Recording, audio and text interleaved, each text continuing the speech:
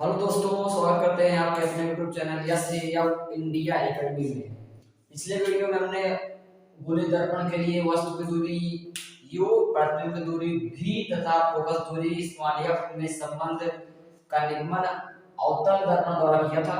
अब इस वीडियो में उत्तल दर्पण द्वारा देखेंगे। दूसरे वीडियो में आते हैं उत्तल दर्पण। उत्तल दर्पण उत्तल दर्पण को इंग्लिश में कॉन्वेक्स मिरर कहते हैं। Convex mirror.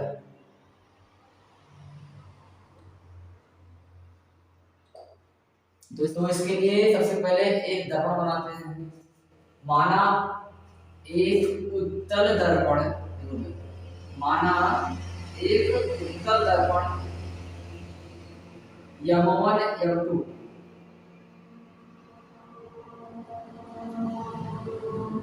माना एक उत्तल दर्पण M1 M2 जिसका ध्रुव P, वक्रता केंद्र C, इसका वक्रता केंद्र यहां पे होगा ना, क्योंकि हम जानते हैं गोलीय दर्पण जिस खोखले गोले का कटा हुआ भाग होता है उसके केंद्र को वक्रता केंद्र C कहते हैं। तो इसका केंद्र गोला इस साइड से पूरा कंप्लीट होगा ना। ये गोला जो है ये इस साइड के मतलब इधर से पूरा कंप्लीट है, तो इसका वक्रता केंद्र इस साइड में होगा। अब देखो ये मुख्य अक्ष है तथा इसका फोकस कहाँ है, यहाँ है। मान लिया इसके मुख्य अक्ष पर कोई वस्तु, मान लो यहाँ कोई वस्तु रखी है जिसकी लंबाई क्या है ओ डैश, क्या नाम है ओ डैश, जहां से चलने वाली प्रकाश की किरणें दर्पण से परावर्तन के पश्चात मुख्य फोकस से होकर जाती हुई प्रतीत होती है। देखो उधर एक दर्पण है, उत्तल दर्पण पीछे से पेंटा हुआ है, कलई किया हुआ है, तो ये प्रकाश की किरण दर्पण के उस पार तो नहीं जा पाएगी, वापस उसी मतलब एक फोकस जितना बताएगा उसी माध्यम से लौट जाएगी। और देखो दूसरी किरण जो है ये वक्रता केंद्र से जाती है, दर्पण पर पड़ी गई। अब देखो यहाँ से जा तो पाएगी नहीं, इसलिए इसे आभास करते हैं कि वो पहुंच गया। कहाँ तक गया, दर्पण तक गई और वापस उसी माध्यम में लौट आई। तो सुनो जरा फिर से, माना एक उत्तल दर्पण M1 M2 जिसका ध्रुव P, वक्रता केंद्र C, मुख्य फोकस कैपिटल F तथा इसके मुख्य अक्ष पर एक वस्तु O डैश स्थित है, जहां से चलने वाली प्रकाश की किरणें O डैश A किरण, ठीक है, दर्पण से परावर्तन के पश्चात मुख्य फोकस F से होकर जाती हुई प्रतीत होती है तथा दूसरी किरण वक्रता केंद्र से जाती हुई प्रतीत होती है तथा वापस उसी मार्ग में लौट जाती है। अब इतनी पूरी कहानी यहाँ साइड में लिख लेना। इस निगमन करने से पहले रिविजन को यहाँ पर एक कहानी लिख लेना थी जो बताया होगा। इसके बाद यहाँ से करते हैं। देखो जैसे जिससे अवतल दर्पण किया था सेम वैसे उत्तल दर्पण करने वाले हैं। तो यहाँ हम पहले दो त्रिभुज लेते हैं, कौन सा O डैश C तथा जहां पे काटेगा दोनों किरणें यहाँ पर क्या होगी, प्रतिबिंब बनेगा, इसकी लंबाई I डैश है। तो हम यहाँ त्रिभुज लेंगे कौन सा I डैश C। त्रिभुज O डैश C व त्रिभुज कौन सा O डैश C व त्रिभुज C I dash C I dash C। देखो में देखो यहां से ये जो सब एक कोण कितना होगा 90 डिग्री, ये कितना होगा 90 डिग्री। पिछले वीडियो में हमने बताया था। और इसके बाद यहाँ ओ ओ डैश और सी त्रिभुज और आई आई डैश सी त्रिभुज में देखो कोण सी क्या है, दोनों में आ रहा है, दोनों में आ रहा है, कॉमन मतलब ओवेनिस्ट है। जो कोण दोनों में दोनों त्रिभुजों में आया उसे क्या कहते हैं, ओवेनिस्ट कोण। तो यहाँ से आई सी आई डैश बराबर ओ सी ओ डैश के, और यहाँ से कोण ओ डैश ओ सी बराबर आई डैश आई सी के, ओ डैश ओ सी बराबर कोण आई डैश आई और क्या सी के। ये दोनों 90 डिग्री है। देखो इधर यहाँ पर एक कोण ओ डैश ओ और सी और आई डैश आई सी दोनों क्या है 90 डिग्री। उसके बाद यहाँ से कोण ओ सी ओ डैश, कोण ओ सी ओ डैश बराबर आई सी I dash I C I dash ओवेनिस्ट है।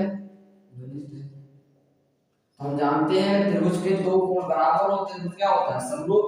तो त्रिभुज जो ओ ओ डैश सी और समरूप त्रिभुज आई आई डैश सी के। और हमें पता है कि समरूप त्रिभुजों के भुजाओं का अनुपात बराबर होता है। तो यहाँ से हम लिखेंगे ये दो त्रिभुज समरूप हैं तो लिखते हैं I I dash upon O O dash, I I dash upon में ओ ओ डैश बराबर सी आई बटे सी ओ सी आई बटे सी ओ। हमने आई आई डैश सी में सी आई लिया और ओ ओ डैश सी में ओ सी लिया है। अब बताओ इसे मानते हैं समीकरण नंबर 1। फिर इसी प्रकार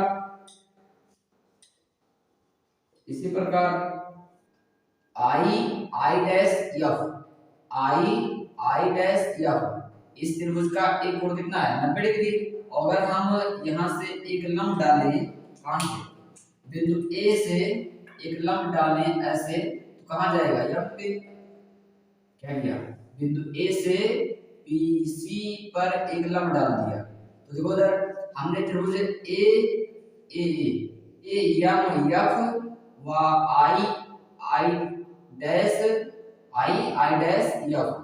देखो उधर M A F I dash F. तो इसमें एक कोण इस कोण के 90 डिग्री होगा।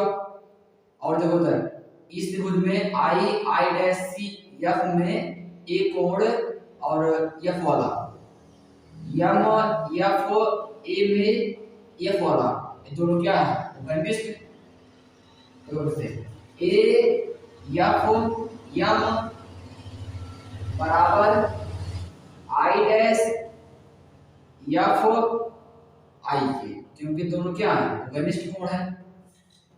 तो इसी प्रकार हम देख सकते हैं कि जो त्रिभुज ए एम एफ है वो आई आई डैश एफ के क्या है समरूप।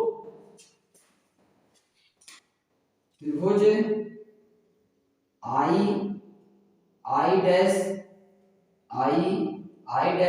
एफ जो है वो समरूप होगा त्रिभुज ए एम एफ के, और समरूप होगा तो इनकी भुजाओं का अनुपात भी बराबर होगा। तो हम देख सकते हैं कि इसमें से आई डैश अपान एम देख सकते हैं ना, इस त्रिभुज का आई डैश इसके एम एफ के एम के अनुपात में होगा। तो लिखते हैं आई डैश अपान में एम इक्वल टू यहां से लिखते हैं ऐसा, जो ये आई एफ है उसके बाद में क्या होगा M F A I F upon F M I F upon F M. देखो इसके नीचे हम जानते हैं कि जो यहाँ से जो एम है एम,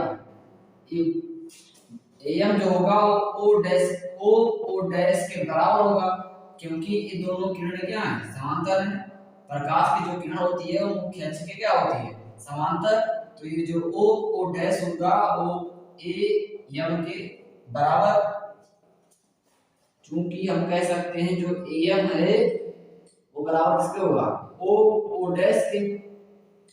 तो यहाँ जहां लिखा है ए एम वहां लिखते हैं ओ डैश, आई डैश अपान में क्या होगा, इसके स्थान पर एम के स्थान पर क्या होगा, ओ डैश इक्वल टू बराबर लगा है, उस साइड क्या लिखा है ए आई एफ। देखो सर आई एफ का मान इस भुजा पर है, इस भुजा पर तो निकाल लेंगे, लेकिन लिखा है नीचे एम एफ, क्या लिखा है एम एफ। हमें यहाँ से यहाँ तक की दूरी मालूम होती है, लेकिन यहाँ से यहाँ तक थोड़ी मालूम है, एम एफ नहीं पता, पी एफ पता है। तो हम ऐसा कुछ करें कि जो एम एफ है वो पी एफ के बराबर हो जाए। तो हम इसके लिए हम इस दर्पण को पकड़ते हैं, ऐसे झुकाते हैं, ऐसे पकड़ते हैं, ऐसे झुकाते हैं। तो कुछ टाइम बाद ये वाले जो भुजा है यहाँ से खिसक कर यहाँ पर आ जाएगी, यहाँ से यहाँ तक आएगी। कब, जब दर्पण का द्वारक क्या होगा, छोटा, इसे बोलते हैं दर्पण का द्वारक।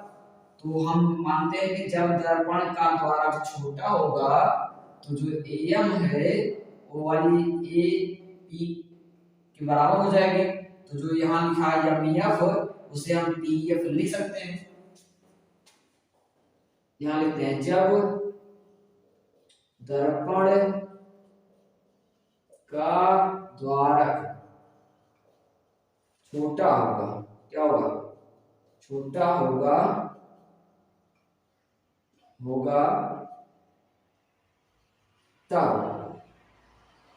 तब एम एफ है वो क्या होगा, पी एफ के बराबर। यहाँ लिखा है एम या वहां क्या लिखते हैं पी एफ। देखो जब यहाँ लिखा है आई एफ अपान क्या होगा, एम एफ के स्थान पर होगा पी एफ।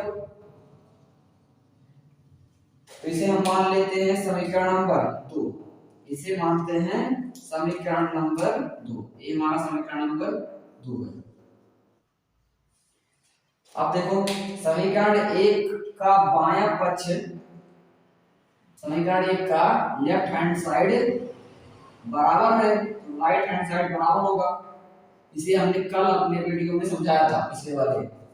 तो ये जैसे 3 मार्कर था, ये 3 मार्कर है, अगर ए वाला मार्कर इस रेड वाले के बराबर है, इसकी लंबाई इस रेड वाले के बराबर है और इसी की लंबाई ब्लैक वाले के बराबर है, ये दोनों की लंबाई बराबर होगी। इसी तरीके से हम यहाँ से ये दोनों बराबर कर सकते हैं। अगर ना चाहो तो समीकरण 1 में 2 का मान रख दो, तभी आ जाएगा। तो लिखते हैं नीचे यहाँ समीकरण 1 व 2 से, 1 व 2 से जो यहाँ राइट वाला है सी आई अपान ओ सी ओ बराबर होगा किसके, आई एफ अपान पी एफ के, क्योंकि इस वाला मान बराबर है। तो यहाँ लिखते हैं सी आई अपान में सी ओ इक्वल टू कितना, I F upon P F. I F upon में क्या होगा पी एफ, सी आई का मान दिया है, देखो सी से आई तक कितना आएगा, ध्यान से देखना, ये यहाँ वस्तु है तो वस्तु से दर्पण तक की दूरी को, वस्तु की दूरी क्या बोलते हैं यू, और दर्पण है, दर्पण से वक्रता केंद्र तक की दूरी को वक्रता त्रिज्या स्मॉल आर कहते हैं। क्या कहते हैं, वक्रता त्रिज्या आर। और ये फोकस है तो दर्पण से फोकस तक की दूरी को हम कहते हैं फोकस दूरी।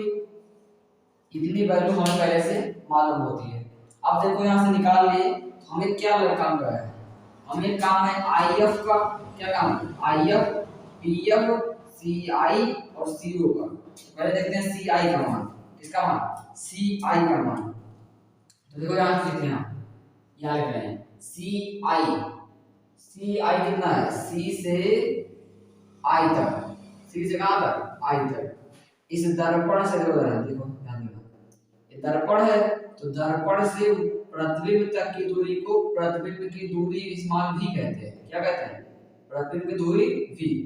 थोड़ा ध्यान से देखना, ये क्या है, प्रतिबिंब की दूरी v। तो यहां से अगर हम, ये प्रतिबिंब की दूरी v है, तो यहां से अगर निकाले सी आई का मान तो कितना आएगा, सी से आई तक, यहां से पूरा यहां तक, देखो यहां से सी से लेके आई तक कितना आएगा, सी से लेकर आई तक कितना आएगा, तो ये पूरा कितना है, कैपिटल स्मॉल आर, ए कितना है, small V, a small R, a small V, ए कितना आएगा, इस पूरे आर में से भी घटा दें तो ये क्या आएगा, सी आई का मान आ जाएगा। तो ये कितना आएगा, ये पूरा पूरा आर में से अगर हम भी घटाएं तो हमारा मान क्या आएगा, सी भी सॉरी आर माइनस भी, कितना आ गया, आर माइनस भी। इसके नीचे अगर हम ओ सी ओ का मान देखें, सी से ओ तक, तो सी से ओ तक कितना है पूरा, सी से ओ तक, सी से ओ तक कितना होगा पूरा, तो सी से ओ तक, यहां से यहां तक यू है, एक आर है, तो क्या होगा, यू प्लस आर, इस पूरे पे इसको जोड़ दें तो ये क्या आएगा, यू प्लस आर। इसके बाद हमें आई एफ चाहिए, आई एफ, ए पूरा एफ है, दर्पण से फोकस तक कितना है, स्मॉल एफ, फोकस दूरी है, ए कितना है, प्रतिबिंब दूरी, तो ये कितना आएगा, अगर इस पूरे एफ में से भी घटाएं तो ये क्या आएगा, एफ माइनस भी, क्या आएगा, एफ माइनस भी, ये आ गया यहां तक है। तो ये लिखते हैं, अगर एफ आई का मान, एफ आई वाला तो कितना आया, एफ माइनस भी, एफ माइनस भी। इसके नीचे हमें चाहिए क्या, पी एफ का मान, तो पी से एफ तक कितना है, पी से एफ, पी से एफ तक एफ है, फोकस दूरी है। तो फाइनल हम सबका मान निकाल लिए, इन सभी वैल्यू को हम यहां से निकाल लिए। अब इनमें रखते हैं तो देखो देखो सी आई का मान कितना है, सी आई है आर माइनस कितना, आर माइनस वी, ये है सी आई का मान। ध्यान से देखो, तो इधर से देखो, ए वाले मान कितना है, इधर इस साइड वाले दर्पण के दाएं ओर के मान है तो धनात्मक होते हैं, बाएं ओर के मान ऋणात्मक होते हैं। तो देखो यहाँ से जब हम यहाँ रखे हैं क्या, सी ओ का मान, सी से ओ का कितना है, u प्लस आर, मगर ये u क्या है, ये क्या है, बाईं ओर है, इसलिए क्या होगा, ये माइनस होगा। तो यहाँ क्या लगाएंगे, माइनस, ये कितना होगा, माइनस। तो यहाँ से अगर हम CO का मान रखें तो CO कितना है, CO है माइनस का U प्लस का R, क्या लगा, बराबर IF कितना है, IF है F माइनस V, क्या है, F माइनस V। नीचे क्या लिखा है, PF कितना है, F। अब इसका गुणा करा दें तो F का इसमें गुणा होगा तो F मल्टीप्लाई बाई इनटू क्या होगा, F into R minus V, और यह क्या हो जाएगा, इसमें गुणा इसमें माइनस का U प्लस का R, और क्या है इनटू F माइनस V। तो यहाँ से एक बात बताओ कि हमें यहाँ से R को हटाना है, तो यहाँ से हमें चाहिए क्या, U V और F। तो हम कुछ ऐसा करें कि R हट जाए। तो इसके लिए हम जानते हैं कि हमारे पास सूत्र होता है फोकस दूरी तथा वक्रता त्रिज्या में संबंध F बराबर R/2, F बराबर R/2। तो यहाँ से अगर R का मान निकाल ले तो कितना आएगा, 2F, कितना आएगा, R का मान 2F। तो हम यहाँ से अगर R का मान रख दें तो कितना आएगा, यहाँ जहाँ R है क्या रखेंगे, 2F, तो उधर ध्यान से देखना, ये उतर गया। नीचे क्या लिखा है, स्मॉल r के स्थान पे लिखा है 2F माइनस क्या लिखा है, V बराबर, इधर क्या लिखा है, U, और प्लस R के स्थान पर 2F ब्रैकेट बंद कर दें। इधर क्या लिखा है f माइनस v। अब इसमें गुणा करा देते हैं बस फटाफट। देखो f का 2f में 2f स्क्वायर, f का v में तो vf होगा बराबर u का तो माइनस u का f में तो माइनस का uf, माइनस u का v में तो माइनस माइनस प्लस होगा, u का v में तो uv होगा। समझ में आया होगा। इसके नीचे प्लस का 2f है तो प्लस की 2f गुणा f में प्लस लगेगा, 2f का f भी होगा 2f स्क्वायर, और देखो प्लस माइनस माइनस 2f का v में तो होगा 2vf। समझ में आया, गुणा किया हूं। अब देखो यहां से यहाँ का प्लस का 2f स्क्वायर, यहाँ का क्या है प्लस का 2f स्क्वायर, दोनों साइड प्लस है तो कैंसिल। देखो जरा ये माइनस का vf लिखा है, ये प्लस माइनस का 2vf लिखा है, इसको इधर लाएंगे तो क्या हो जाएगा माइनस का vf, इधर क्या होगा प्लस 2vf, इस साइड में माइनस uvf लिखा है और प्लस क्या लिखा है uv। अब देखो घट जाएगा ये फाइनल। यहां से हम क्या करते हैं, कहां पर लगाएं भाई, यहीं पर लगा देते हैं साइड में, इतना जगह है। यहां पर अगर हम 2vf में से एक vf हटाएं, क्योंकि प्लस है माइनस है, तो 2vf में से एक vf जाएगा तो बचेगा v और f। यहाँ क्या लिखा है इस साइड क्या है, इस साइड में लिखा है माइनस का u f और प्लस का क्या u v। अब देखो हमने यहाँ क्या करेंगे, हमें अपान मिला है ना 1 अपान f बराबर 1 अपान v प्लस 1 अपान u, तो इसके लिए हम इन सबको u v f से भाग देते हैं। क्या करते हैं u v f से भाग देने पर जब भाग देंगे तो क्या होगा u v f अपान क्या होगा u v f। थोड़ा ध्यान से देखना, इधर क्या लिखा माइनस का u f अपान क्या आएगा u v f, इस साइड प्लस क्या लगा है u v, तो अपान में क्या आएगा u v f। तो सुनो सबके नीचे हमने u v f से भाग दे दिया, तो कुछ कटेगा, यहाँ से f कैंसिल, v से v कैंसिल, u से u कैंसिल, f से f कैंसिल, u से u कैंसिल, v से v कैंसिल। तो फाइनल बचा क्या, बचा है यहाँ पर 1 अपान u, क्या बचा ऊपर 1, ये क्या बचा u, अब इधर क्या बचा है 1 माइनस में 1 अपान माइनस लगा है, v बचा है और प्लस क्या 1 अपान यहाँ पर कौन बचा है नीचे f बचा है।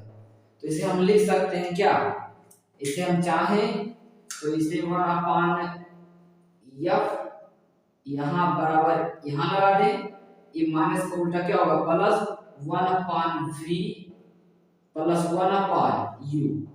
इन सबको हम एक साथ करके एक फार्मूले निकाल सकते हैं। फोकस दूरी तथा वक्रता त्रिज्या में जो सूत्र है यह बराबर r/2 का, इस सूत्र का भी प्रयोग करेंगे, यहाँ पर रखेंगे और r को हटाएंगे, फिर 1 अपान f बराबर 1 अपान v प्लस 1 अपान u का निगमन हम इस तरीके से उत्तल दर्पण द्वारा कर सकते हैं। तो हमने फाइनल उत्तल दर्पण द्वारा अवतल दर्पण द्वारा दोनों से अच्छे तरीके से और यह निबंध कंप्लीट कर लिया है। इस वीडियो में बस इतना ही, अगले वीडियो में मिलते हैं किसी नए टॉपिक के साथ। तब तक के लिए चैनल को सब्सक्राइब तथा वीडियो को लाइक कर दो।